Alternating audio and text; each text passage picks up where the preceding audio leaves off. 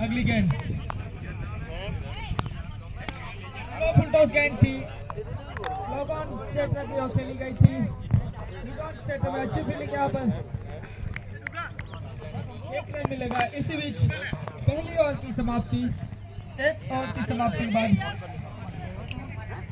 Buffer फरिया 11 का रुका हुआ score 60 run, loss of 1 wicket.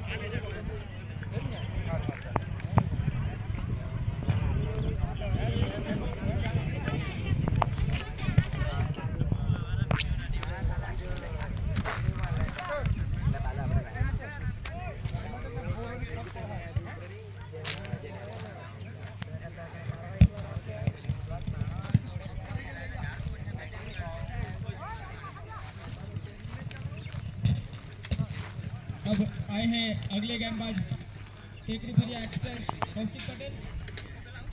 Kaushik की पहली गेंद यहाँ पर अक्षय को बेहतरीन स्लॉप शॉट यहाँ पर, एम्पायर के सलाह का इंतजार, वन बाउंस चौका। इसी चौके की मदद से स्कोर आगे बढ़ता हुआ 13 रन 13 रन। यहाँ पर नबी को शुरुआत मानी जाएगी। पहले पहले विकेट गया था, लेकिन अभी पारी को थोड़े संतुलन करते हुए अक्षय पटेल अभी तक 3 चौके लगा चुके हैं। कौशिक की अगली गेंद अक्षय को हो गई फिल्डर, 2 फील्डर नीचे दुआधार बल्लेबाज अक्षय को बॉलिंग का रास्ता दिखा। यहाँ पर बड़ी विकेट, बड़ी मछली फंसाई इस जाल में। यहाँ पर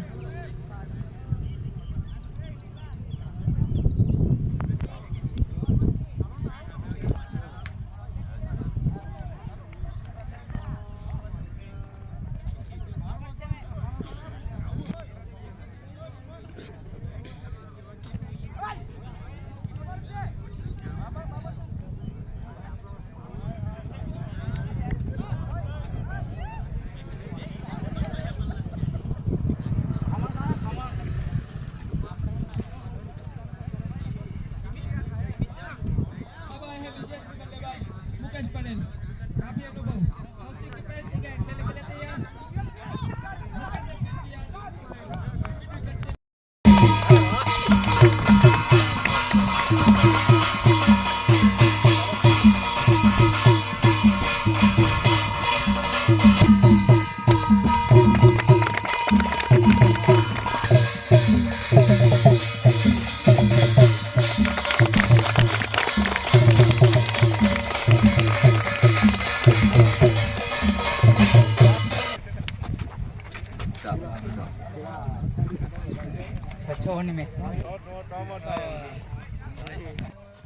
या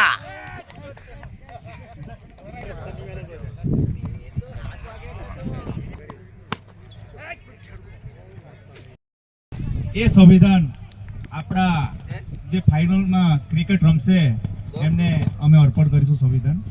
જય અવદેશ સરનો ખૂબ ખૂબ આભાર કે અમને સંવિધાનના જાણકાર બનાવ્યા, આ સંઘર્ષકર્તા બનાવ્યા। આજે જે તાકાત ઊભી થઈ છે એ કલ્પેશભાઈ જે ધરમપુરના એક મસીહા છે એમના સહકારથી, તેમજ મહારૂઢી પ્રથા ગામ સભા અધ્યક્ષ રમેશભાઈ એઓ બી એક એક પલની માહિતી લેતા હતા। અને આજે આપણે જે ગ્રાઉન્ડ પર આવ્યા છે એ એમનો બી સહકાર છે અને ગામના સરપંચ સાહેબનો ખૂબ ખૂબ સહકાર છે। અને જે મુકેશભાઈ ટીકરા ગામના આવ્યા છે એમનો બી ખૂબ ખૂબ આભાર। અને પત્રકાર મિત્ર મનીષભાઈ, પત્રકાર મિત્ર ચંપકભાઈ, એ લોકો બી દીપકભાઈ, એ લોકો સહકારો આવ્યા। આ બંધારણ છે જેનાથી આખો દેશ ચાલે છે, જેના થકી આ ટુર્નામેન્ટ પણ શક્ય બન્યું છે। આ બંધારણની પુસ્તક આપણા માટે ખૂબ જ અમૂલ્ય છે।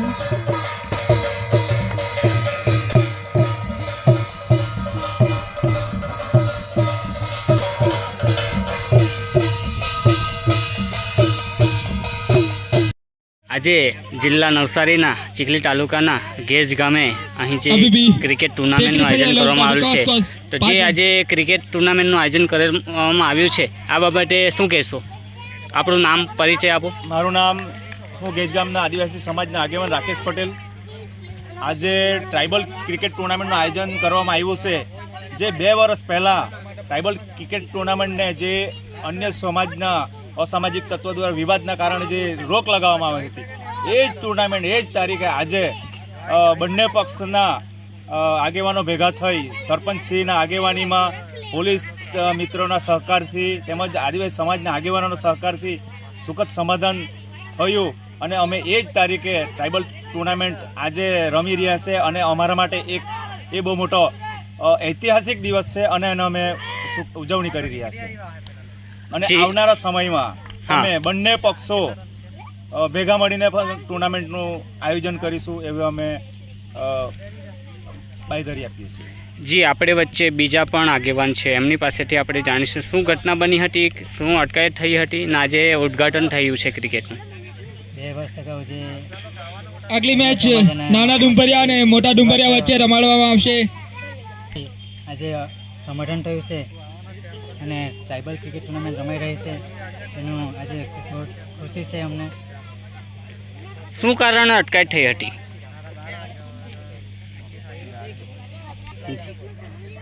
શું કારણે અટકાયત થઈ હતી?